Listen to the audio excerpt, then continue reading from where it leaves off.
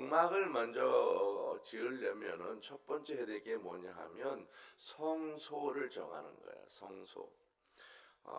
하나님께서 이스라엘 백성들을 어느 정도로 이렇게 끌고 가지만은 마지막 성소를 결정하는 것은 본인들이 정하는 거예요. 적당한 그 성소를 정해서 이제 장소를 만들고 나서 거기에 이제 하나님의 성막을 설치하게 됩니다.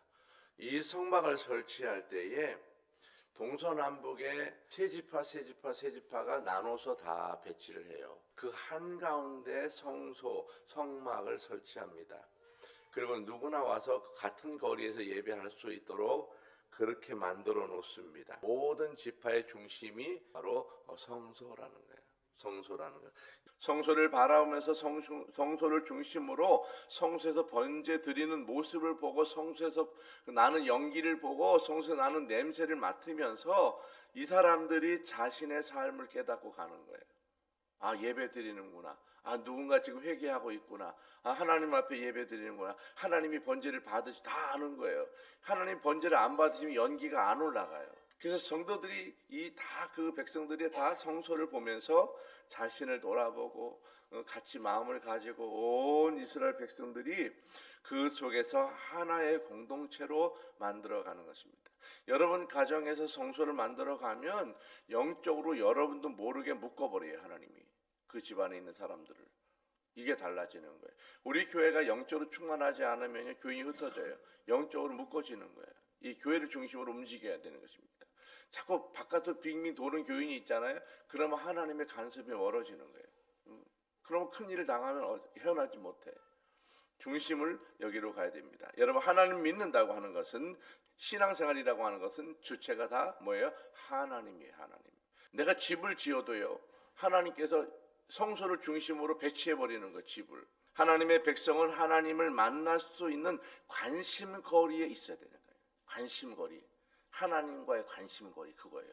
교회와의 관심거리, 이게 중요한 거예요.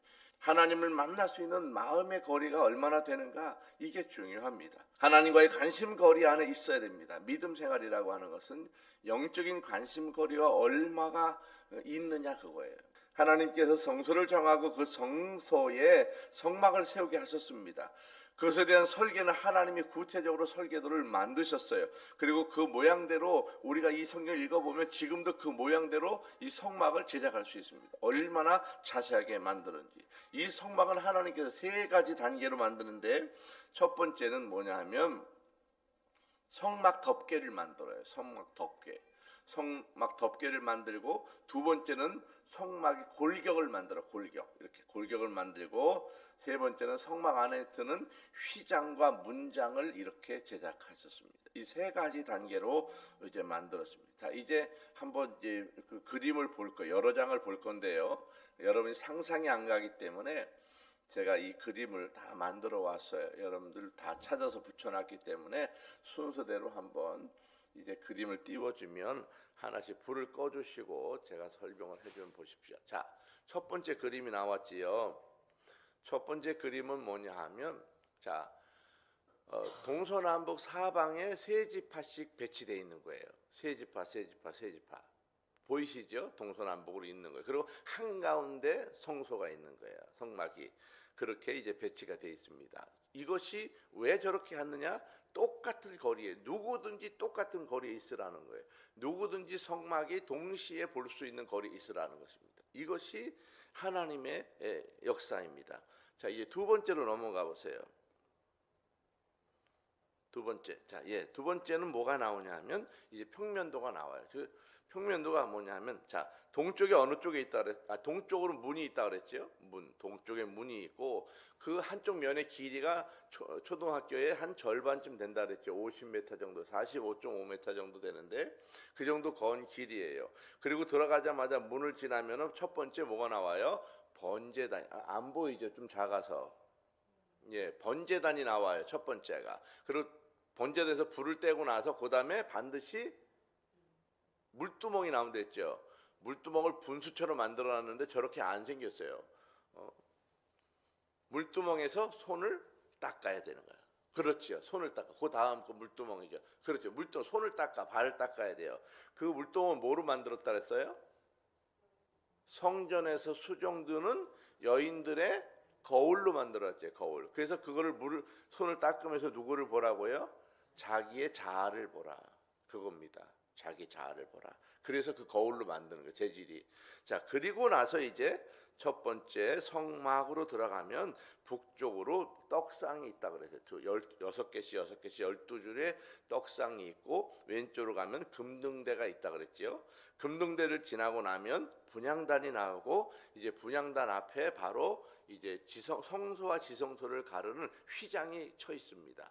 그 휘장을 이제 걷고 들어가면 그 안에 언약궤가 있어요.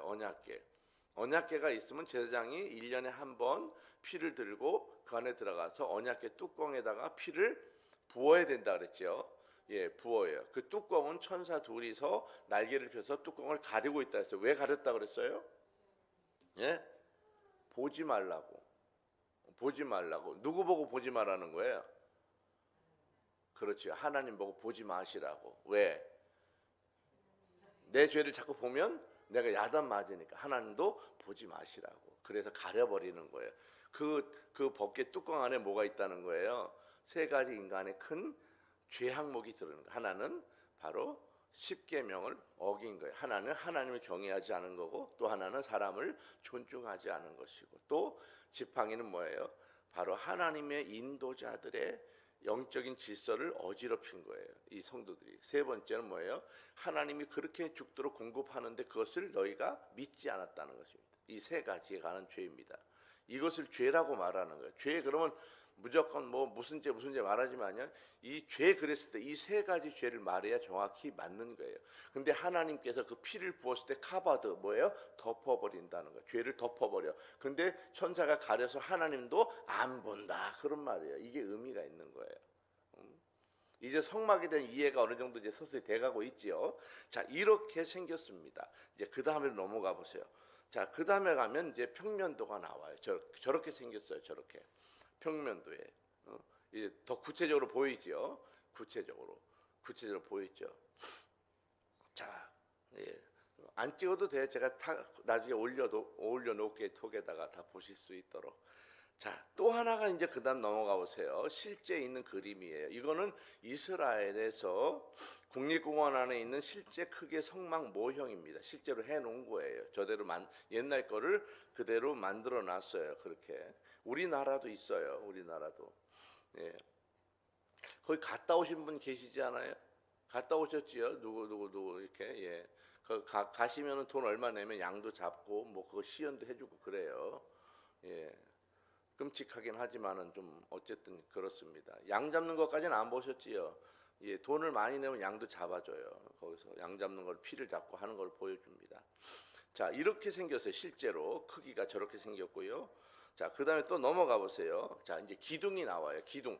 자, 이 기둥은 뭐냐면 시띠 나무로 만든. 시띠 나무는 무슨 나무냐면 조각목이라고 그래요. 조각목은 무슨 나무? 이름이 뭐예요?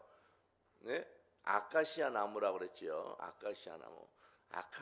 광야에서 자라는 아카시아 나무. 제가 설명드렸어요. 왜 아카시아 나무로 만든다 그랬어요?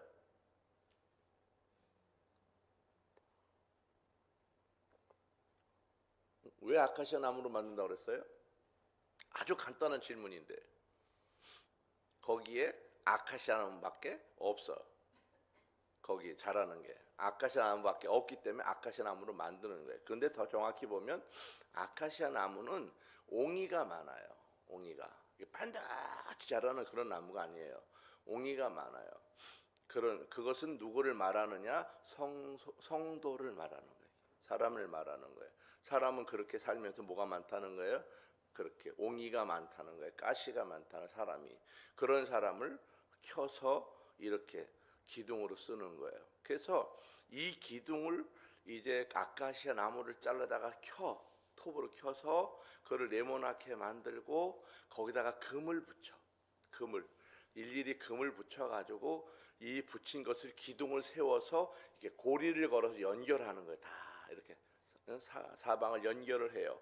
그렇게 연결하고 난 그 기둥입니다. 이것이 축이 되고 옆에 고리를 끼워서 하고 그 밑에는 뭘 놓느냐 하면 은으로 된 그 주춧돌을 놔요. 주추은을 놔요. 주추은. 이따 이제 설명해 드릴게요.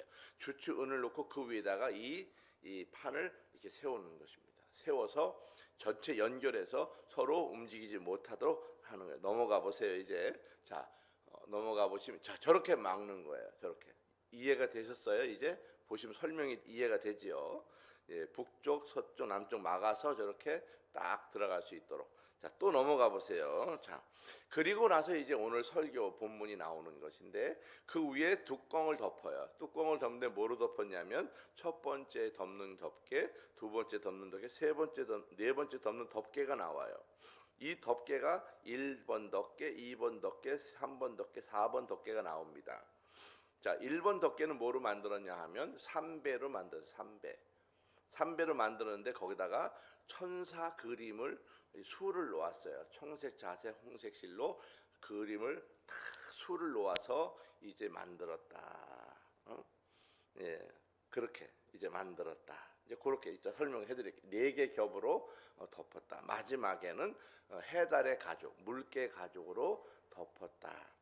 예, 그 앞에 빨간 것은 순양의 가죽으로 덮었다. 그 안에는 염소털로 덮었다. 이 염소털이 원래 까만색인데 여기는 하얀색으로 해놨네.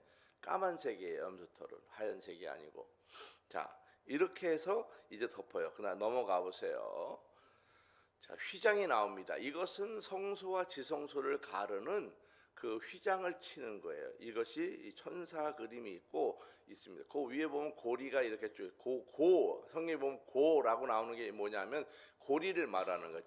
그 커튼 고리가 이렇게 있네. 고리를 만들어서 그 고가 고리라는 말입니다. 그래서 거기다 이렇게 끼워서 고리를 걸어놨다. 이제 그렇게 자 여기까지입니다. 그림은 제가 나중에 카톡에 올려드릴 테니까요. 그냥 그림을 보시면 되고요. 자, 오늘 시간이 별로 없어서 설교를 부지런히 해야 돼요. 자, 첫 번째에 성막을 덮는 덮개가 이제 나와요. 오늘 본문에 나오는 내용입니다. 덮개를 덮는데 이 덮개는 외부와 내부를 딱 차단하는 거예요. 그래서 이 덮개를 덮었을 때 4개의 겹으로 덮습니다. 이것은 햇빛을 막아주고 또 더위와 추위를 막아주고 그 안에서 일하는 제사장들을 보호하는 거예요. 이게 광야에서 여러분 엄청 덥단 말이에요. 그런데 그늘에 들어가면 안 더워요. 그늘에 들어가면 신기하게 안 더워요. 왜냐하면 그늘에 들어가면 왜 안 더우냐 하면 습도가 없기 때문에. 여름에 더위를 느끼는 것은 습도 때문에 그러는 거예요. 그래서 에어컨에 가면 물이 나오잖아요. 물이. 왜 나오면 습도를 빼가는 거예요. 그래야지 건조해지기 때문에 시원한 거지. 이게 시원하긴 한데 물이 많잖아요. 그런 끈적거려서 답답함을 느낀다고요. 그래서 여름에 에어컨을 돌면 무조건 물이 나오는 이유가 습도를 빼는 거예요. 근데 광야는 아무리 더워도 습기가 없기 때문에 그늘에 들어가면 무조건 시원해져요. 그래서 덮어버리는 거예요. 덮어버려. 자, 그렇게 이제 덮어버렸는데 첫 번째 덮개는 세마포 덮개입니다. 이 세마포라고 하는 말은 무조건 3배입니다. 3배. 3배는 하얀색 실로 이제 그걸 다 꽈요. 이렇게 무릎에다 이렇게 밀어가지고 동글동글하게 만들어서 실을 만들어서 꽈서 만드는 거고요. 거기에 뭐 열폭을 연결했다. 열폭을 만들었다. 그래서 12.6m, 그다음에 1.8m짜리 폭을 이 천을 짜가지고 이렇게 꼬매서 연결했다. 이렇게 다 이게 꼬매, 바느질을 했다는 말이에요. 그래서 긴 천을 만들어서 덮어놓았다. 이제 그런 얘기예요. 두 번째 덮개는 뭐냐면 염소털로 덮었다는 거예요. 염소털로 11폭. 첫 번째 3배는 10폭을 덮었는데 염소털은 11폭을 덮었어요. 그러면 한 폭이 더 크지요. 그 위에 더 넓게 덮었다. 길게 덮었다. 그런 말입니다. 우리가 생각하기에 무슨 천을 염소털로 덮으냐. 여러분 염소털 옷 입어봤어요? 안 입어봤지요. 그 양털을 무슨 입어봤어요? 안 입어봤어요? 아니 양모털 이불 있잖아요. 양모털 이불 모르세요? 양모 이불 있잖아요. 예, 그렇죠. 엄청 따뜻하고 가볍단 말이에요. 염소털이나 낙타털로 이 사람들은 짜요. 왜 짜느냐 하면 이 염소털이나 낙타털은 특징이 뭐냐 하면 더우면은 털이 벌어져, 이렇게 털이 스스로. 그래서 바람이 나가. 근데 추우면 도로 오그라져 얘가. 그러면서 꽉 짜서 온도를 보호해 이게. 그러니까 밤이 되면 염소털이 오그라져, 이렇게 꽉 짜. 그리고 낮이 되면 도로 열려. 이런 신기한 털이 바로 염소털이에요. 낙타나 염소털. 그래서 그 털을 안에다가 자연 통풍이 되도록 그렇게 만드는 것입니다. 자, 그렇게 덮어서 더 이상 왔다 갔다 하지 못하도록 이제 검은 천으로 덮어버리는 거예요. 세 번째 덮개는 뭐냐 하면 순양의 가죽으로 덮었는데 그 가죽은 빨간색으로 물을 들였다. 빨간색으로 염료를 덮어서 이제 색깔이 빨간 순양의 가죽으로 덮었다. 덮었다. 네 번째 덮개는 마지막에 해달의 가죽으로 덮었다. 그렇게 이제 이야기합니다.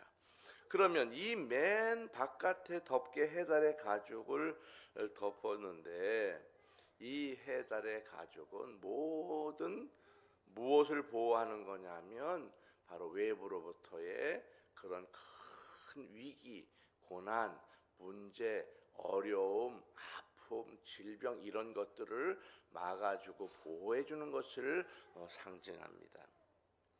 자, 하나님의 보호하심이 이 덮개 안에 있는 것입니다. 두 번째 덮개는 이제 순양의 가죽으로 덮었다 그러고, 세 번째는 염소털로 짠 천으로 덮었다 그랬고, 네 번째는 세마포천으로 덮었다 그랬지, 안에는. 그래서 안쪽에는 화려해. 뭐가 있기 때문에 천사를 수놓았기 때문에 빨간색 뭐 이런 저런 색깔로 수를 놓았기 때문에 화려해요. 바깥에는 안 화려해요. 덮개가 의미하는 건 바로 이 해달의 가죽이라는 것은 하나님의 완벽한 보호하심을 말씀하는 것입니다. 그다음에 그다음에 덮은 게 그 안에는 뭐가 덮었다 그랬어요? 빨간 물 들인 순양의 가죽으로 덮었다 그랬습니다. 그러면 이 순양의 가죽은 뭘 말하? 왜 빨간색을 물들여서 덮었을까? 그거예요. 그건 바로 죄로부터의 구원을 말하는 거예요. 그 속에 들어간 사람들은 보혈로 덮어서 너를 보호해 주겠다. 이 네 가지 천은 다 뭘 말하는 거냐면 사람을, 하나님의 백성을 보호하심입니다. 첫 번째 해달의 가죽은 뭐예요? 완벽한 하나님의 보호하심. 두 번째는 뭐예요? 죄로부터 보호하심이에요. 죄로부터 보호하는 거예요. 죄가 우리에게 있으면 어떤 일이 벌어져요? 죽어요. 죽어요. 그렇죠? 죽어요. 자, 여러분, 우리가 이제 생각해야 될 게 뭐냐면 사람이 죽는다 그랬을 때 영이 죽는 줄 알지만 영은 절대 죽지 않아요. 영은 죽지 않아요. 죽는 것은 육체가 죽는 겁니다. 영은 죽지 않아요. 영혼이 죽지 않아요. 내가 목숨이 끊어졌을 때 육체가 죽는 것이지 영은 죽지 않아요. 그럼 지옥에 가면 영이 죽느냐? 죽지 않아요. 영은 영원히 죽지 않아요. 죽지 않습니다.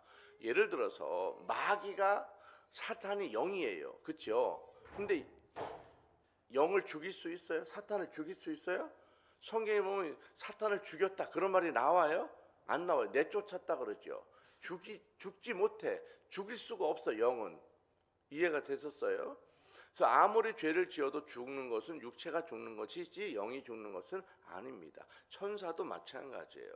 그래서 마지막에 예수님이 이 땅에 재림하실 때에 이 땅에 돌아다니는 모든 사단들을 몽땅 잡아다가 집어넣어요. 어디다가? 예? 어디다 집어넣어요? 지옥에 집어넣어요. 지옥이 뭐냐 하면 하늘나라의 감옥이에요. 감옥. 지옥이 따로 있고 천국이 따로 있는 것이 아니라 하늘나라 안에 감옥이 있는 것인데 그 감옥 이름이 지옥이라는 것입니다. 지옥. 지옥. 근데 사람은 왜 그러면 지옥에 가느냐 그거예요. 왜 가느냐는 거예요. 왜 갈까? 왜? 생각을 잘 해봐야 돼요. 왜 지옥에 가느냐? 죄가 있더라도 천국 문에 갔을 때 내가 너도 없는 걸로 해줄게 하고 닦아주고 좀 데리고 가면 좋지 않아요? 그런 것도 좀 은혜를 베푸시면 얼마나 좋겠어요. 그런데 하나님께서 우리가 지옥에 가는 이유는 하나님이 그걸 안 해주기 때문에 가는 것이 아니고 바로 사단의 계략을 쫓아다녔기 때문에 딸려가는 거예요. 내가 심판을 받는 이유는 사단을 쫓아다녔기 때문에 그 쫓아다닌 죄가 같이 책임을 물어서 딸려가는 거예요. 이해가 되셨어요? 그게 다른 거예요. 다른 것입니다. 그래서 내가 심판받는 것은 사실은 사단 때문에 내가 심판을 받는 것일 수 있어요. 그래서 여러분 집안에 성소를 구축하는 것은 사단의 영들이 더 이상 집안에 들어오지 못하게 하는 거예요. 그래서 사단들을 잘라내야지 내가 죄로부터 자유로워져요. 갈수록. 그래야 하나님께 점점 나올 수 있습니다. 근데 사단이 붙잡고 있잖아요. 그러면 못 나와요. 못 나와요. 왜냐하면 사단은요 고리를 서로 이렇게 치고 있어요. 근데 고리를 내가 손을 놔도 사단이 잡고 있기 때문에 안 빠진다고요. 사단도 놓고 가야 돼. 어떻게? 이 안에 어둠이 있을 때 어둠을 내보내는 것은 어둠으로 나가라고 하면 안 된다 그랬지. 어떻게 하면 돼요? 빛을 키우면 되는 거예요. 사람 속에 어둠이 있을 때 이 어둠복을 내쫓으려고 애쓸 필요가 없어요. 귀신이 들어온 사람은 귀신을 내쫓을 필요가 없어요. 뭐를 집어넣으면 돼요?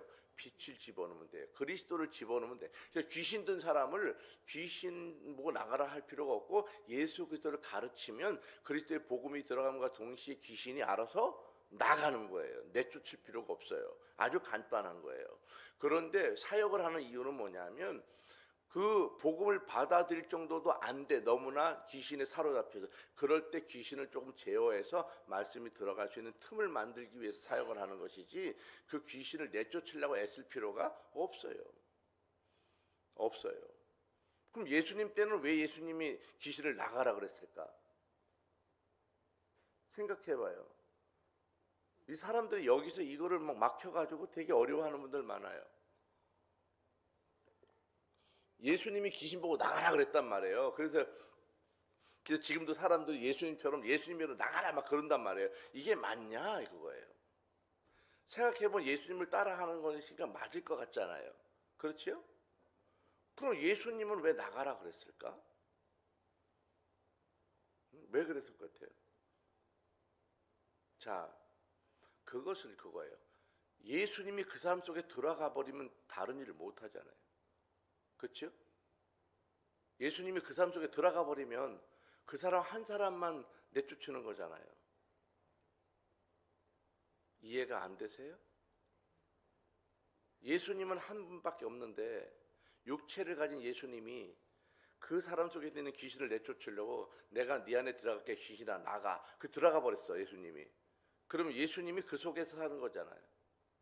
그 사람 속에. 그럼 예수님이 다른 사람에게 사역을 못 하잖아요. 그래서 뭐라 그러는 건 나가라고 쫓아내 버리는 거예요.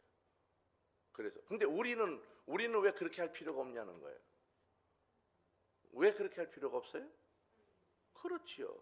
성령이 와 계시기 때문에 성령이 그냥 빛으로 들어가시면 되기 때문에 우리는 성령이 그에게 임재하도록 가르치면 되는 거예요. 말씀을. 그건 간단한 거예요. 우리가 예수님처럼 귀신 보고 나가라고 할 필요가 없어. 이미 그분이 많기 때문에. 얼마나 간단하냐고. 그렇지 않아요? 기가 막힌 방법이에요. 예수님처럼 우리가 귀신 보고 나가라고 소리를 필 필요가 없는 거예요. 없는 거예요. 자, 이제 세 번째 염소털이 있는데 이 염소털은 무엇을 말하냐면 사람의 죄를 말합니다. 죄. 이 사람의 죄가 무슨 색깔이라는 거예요? 검은 색깔이라는, 검은 죄라는 거예요. 순양의 피로 이제 가죽을 덮었잖아요. 그 가죽은 무슨 색깔이에요? 순양의 가죽은 무슨 색깔이에요? 빨간색이잖아요. 그래서 시커먼 죄를 뭐로 덮었어요? 피로 덮었다는 거. 이걸 의미하는 거예요. 그것이 왜 세 번째 새빨간 가죽으로 덮느냐 이거예요. 덮느냐. 자, 세마포 덮개는 무엇을 말하는 거냐면 죄의 문제가 해결된 사람의 거룩한 의와 순결한 삶을 말하는 거예요. 세마포라는 것은. 세마포는 내 죄가 해결된 사람. 그래서 그 순양의 시커먼 죄 안에 화려한 뭐가 있는 거예요? 휘장이 있는 거예요. 휘장. 예수님의 보혈로 내 죄가 덮어지면 나는 내 안에 화려한 은혜가 넘치는 거예요. 이게 사람인 겁니다. 그럼 만약에 화려한 죄가 이 하나님의 은혜로 죄가 덮어지지 않으면 인간은 화려해지지 않아요. 어두워지는 거예요. 왜? 어둠이 나를 덮기 때문에. 이것이 바로 성막 덮개의 4개입니다. 성막 덮개의 의미는 바로 뭐냐? 핵심이 보호하심이에요. 보호하심. 첫 번째는 위험, 모든 어려움, 고난, 이런 완벽한 보호하심. 두 번째는 뭐의 보호하심이에요? 죄로부터 보호하심. 그거예요. 세 번째에 있는 시커먼 죄의 문제로부터 보호하심. 이거예요. 이런 것을 덮개가 말씀하는 것입니다. 이 덮개는 하나님의 임재를 통한 보호하심과 속죄를 통한 구원을 상징하는 것이 이 덮개입니다.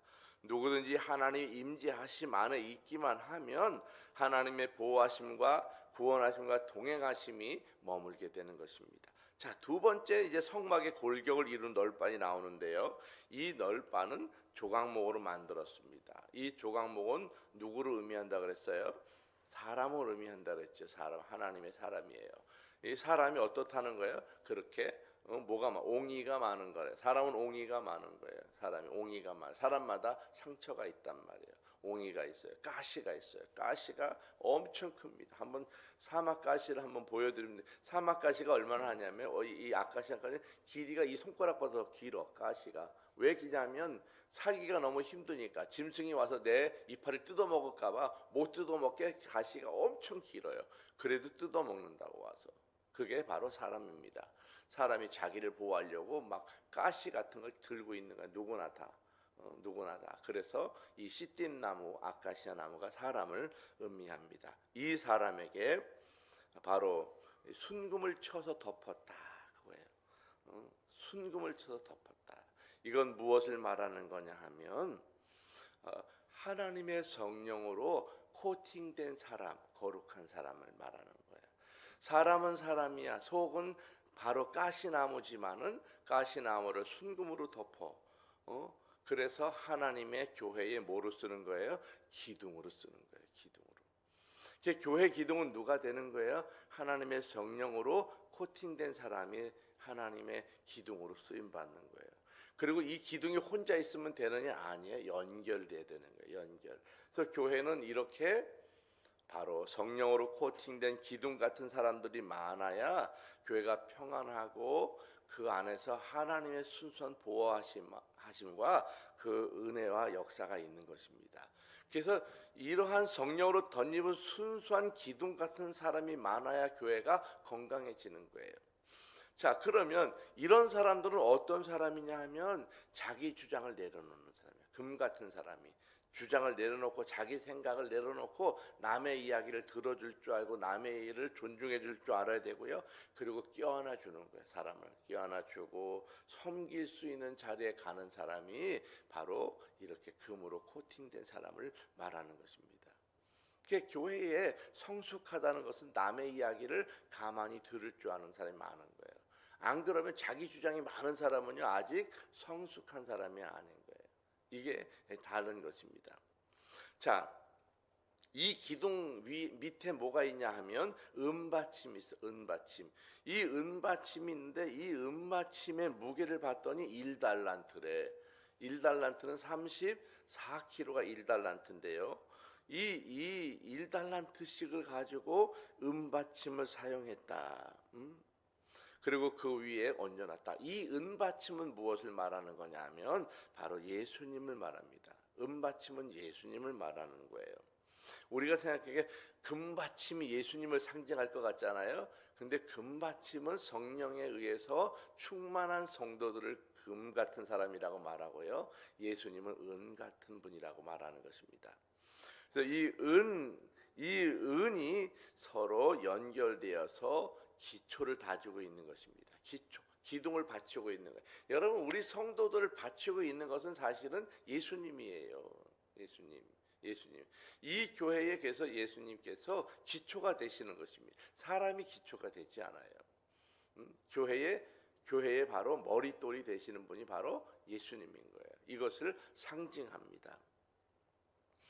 그래서 이러한 그 은 같은 주춧돌이 많이 박혀 있어야 되는 거예요. 예수님이 이 전체 주춧돌이 되어줘야 돼. 온 성도들 하나하나를 바치고 있어야 되는 거예요. 그러니까 성도들이 이런 예수님의 은혜 가운데 서 있을 때에 교회가 짱짱하게 서 있는 거예요. 예수님이 없이 자기가 서 있는 사람은요, 결국 자기 빛을 내는 거예요. 번쩍번쩍. 그래서 교회가 시끄러워지는 것입니다. 자,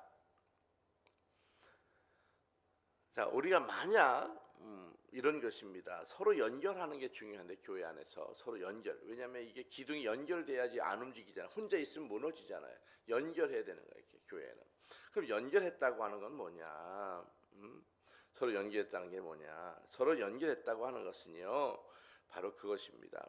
서로 관심을 가져주는 거예요. 다른 사람에게 연결했다는 것이.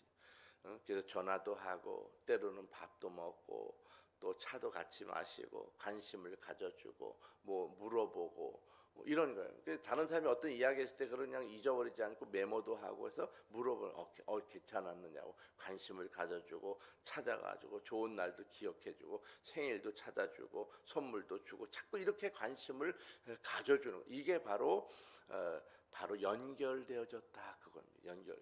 내가 연결됐는지 안 됐는지 무엇으로 알아요? 내 관심이 교회 가운데 다른 사람에게 있나 없나를 보면 아는 거예요.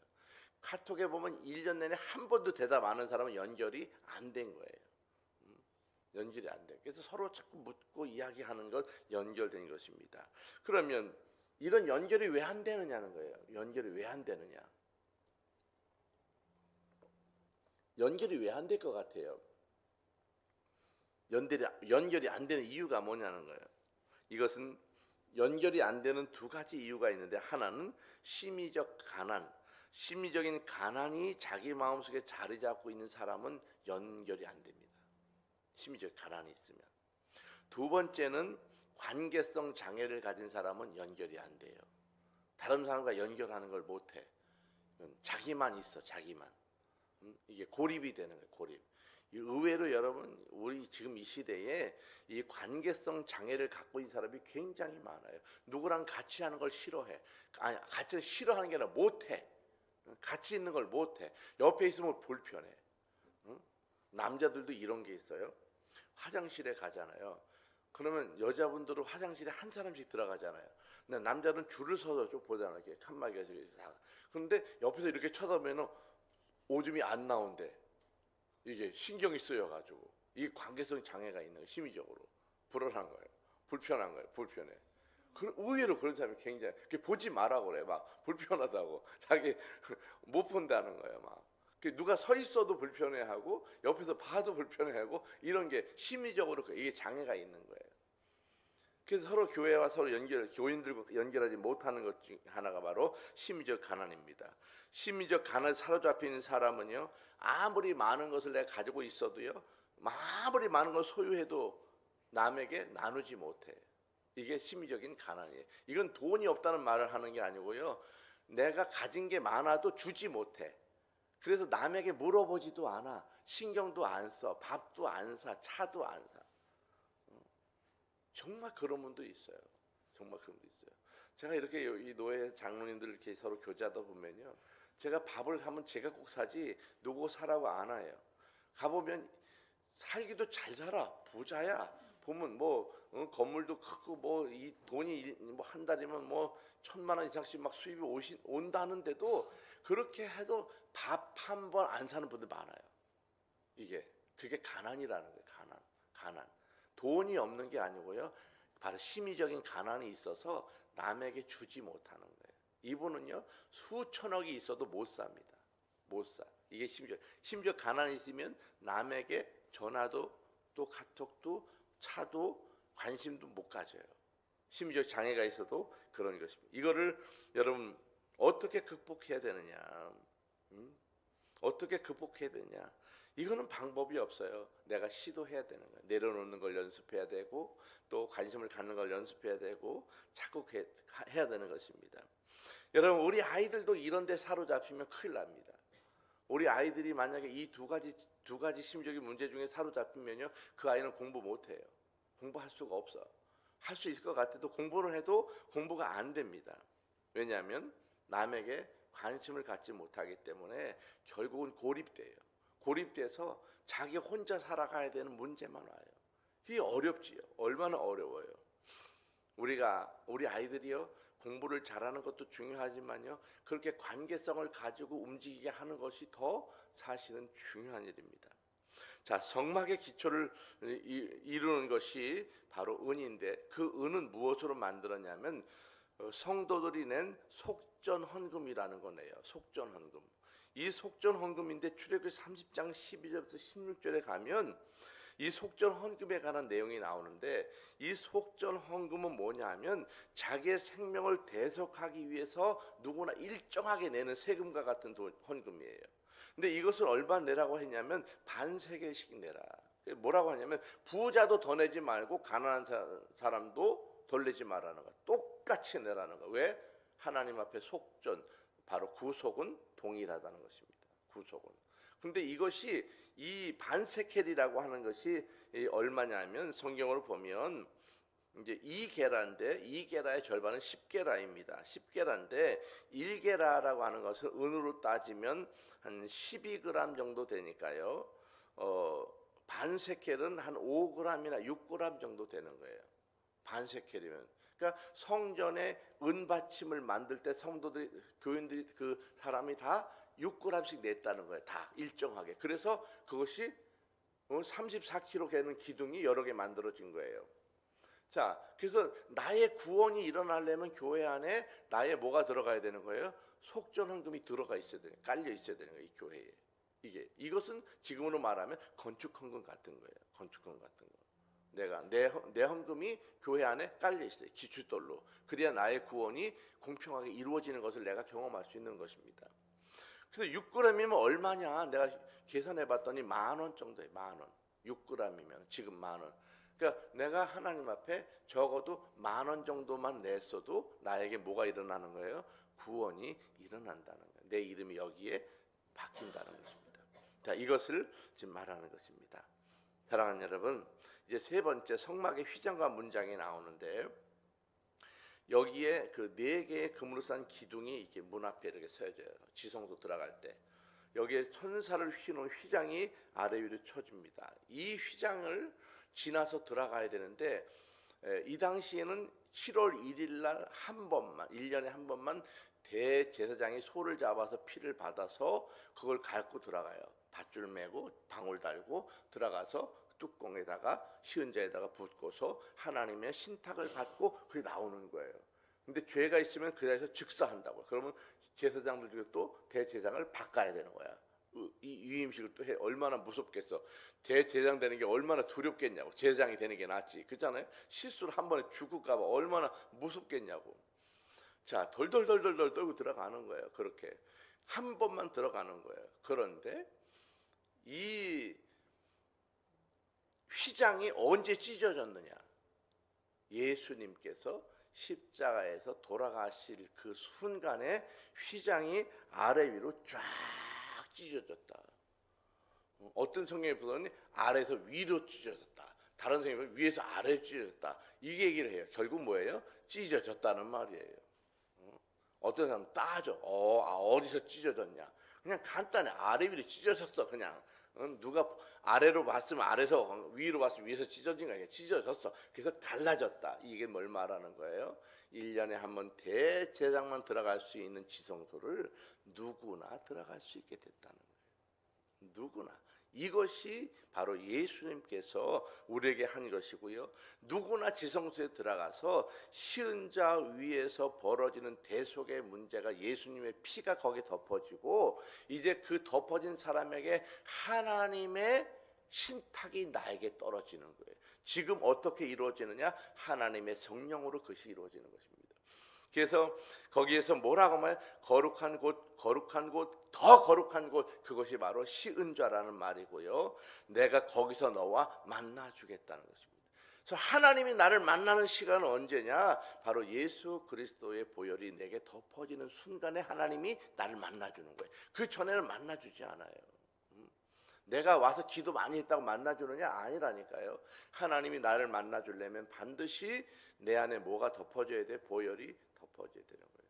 이스라엘 백성들을 제사장이 들어왔다고 만나주는 게 아니에요. 거기에 피를 다 쏟아붓고 나서 하나님이 죄를 다 덮었다고 판단하시고 났을 때, 그때 이 제사장에게 신탁을 하는 거예요. 신탁이 뭐냐면 하나님이 어떤 말을 하는 거예요. 거기서 내가 너와 만나준다. 그때 하나님께서 내 얼굴을 보지 마라고 해서 그 안에 안개가 꽉 낀 상태에서 쳐다보지 못하도록 하시고 그 제사장에게 어떤 말을 한다고요. 그때 그래서 그 음성을 듣고 제사장이 나가는 거예요. 이것이 바로 신탁입니다. 지금은 누구든지 내가 하나님의 교회에 와서 예수 그리스도를 믿고 그리고 하나님께 기도하고 나아가기만 하면 하나님의 성령께서 내 마음에 오시 역사하시는, 이것이 바로 신탁입니다. 성령의 음성을 들은 것은. 우리가 거룩한 세상에 살아간다고 하는 것이, 여러분 착각하는 경우가 많아요.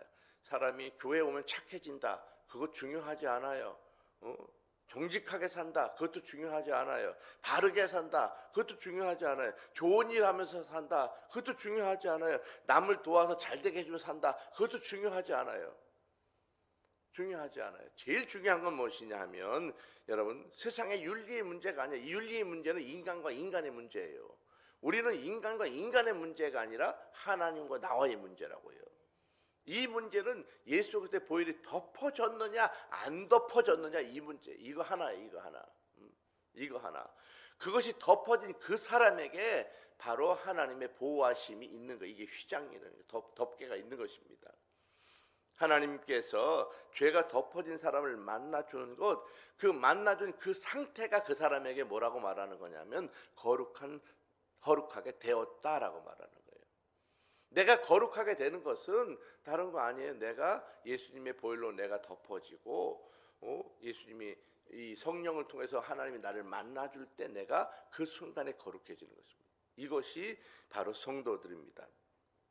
우리 예수님께서 바로 이 휘장을 갈라놓으셨기 때문에 누구든지 이제 그 앞에 나가서 올 수 있습니다. 이제 결론입니다. 성막을 왜 주셨을까? 성막을 주신 목적은요, 하나님이 하나님의 백성들과 함께 살려고 하는 거예요. 그래서 성경은 전체 무엇을 말한다고 그랬어요?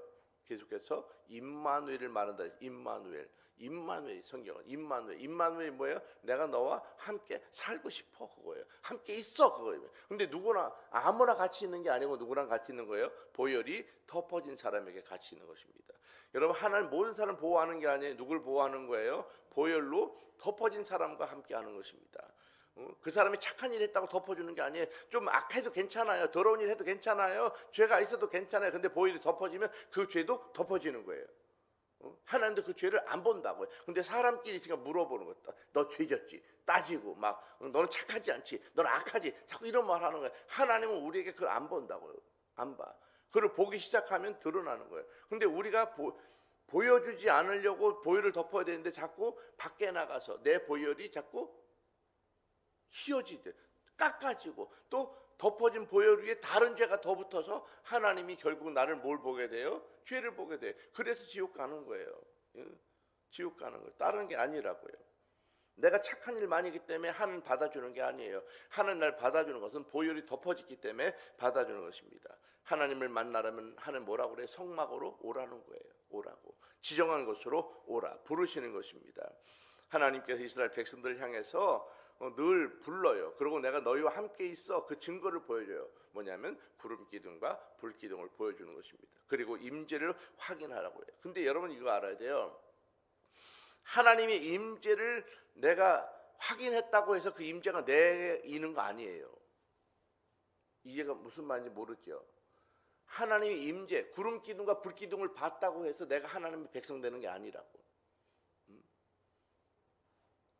하나님의 기적을 내가 봤다고 해서 그 기적이 내 기적 되는 거 아니에요. 이해가 됐어요? 하나님의 성령이 옆에 어떤 사람 받았는데 그거 봤다고 해서 내가 받은 거 아니라고요. 이게 근데 사람은 착각해요. 착각해. 하나님의 성령의 역사는 내가 경험해야 받는 것입니다. 하나님의 임재의 거룩함을 내가 느낄 때 그 사람이 일어나는 것입니다. 성막을 주신 목적은 하나예요. 하나님이 나와 함께 살고 싶어 하는 것입니다. 여러분 우리 월드빛교회 가운데 여러분과 하나님이 함께 하고 싶어요. 함께 살고 싶어요. 왜냐하면 여러분을 통해서 하나님의 얼굴로 세상에 내보내기 원하는 거예요. 그래서 여러분 성도들이 잘 되기 원해요. 하나님께서 정말이에요. 하나님이 여러분 잘 되기 원해요. 왜? 하나님의 얼굴로 여러분을 내보내기 원하기 때문에 그래요. 그러려면 100% 의지하라는 거예요. 내가 너에게 복을 줄게, 그거예요. 그리고 너만 주는 것이 아니라 너의 가족을 다 쓸게. 너의 후대에게 이걸 전해. 내가 생으로 누구 데다가 더 하고 싶지 않아. 너를 통해서 할게, 그거예요. 그래서 가문을 말하는 거예요. 가문을 말하는 거예요. 쉬우니까, 그게 더 쉬우니까. 쉬우니까. 여러분 이제 여러분 마음속에 내가 하나님의 얼굴로 살아가겠다. 내가 하나님의 얼굴로 살아가겠다. 사람들이 나를 볼 때 내 안에서 뭘 느끼게 하는 거예요? 하나님을 느끼게 하는 거예요. 이것이 바로 성도입니다. 여러분 그렇게 살아가십시오. 하나님이 여러분 그래서 부르시는 것이고요. 여러분을 축복하시는 것이고요. 여러분이 하나님의 대언자로 세상의 대언자로 쓰기 위해서 여러분과 가문을 부르는 거예요. 우리는 말씀대로 가만히만 있어도 잘 되게 돼 있어. 잘 해주세요. 복을 이런다고 되는 게 아니고요. 내가 하나님 안에서 잘 있기만 하면 잘 되게 돼 있어요. 아멘. 여러분 자녀를 귀하게 쓰게 돼 있어요. 복을 주게 돼 있어요. 이것이 이 성막의 바로 기본 이 성막의 의미입니다.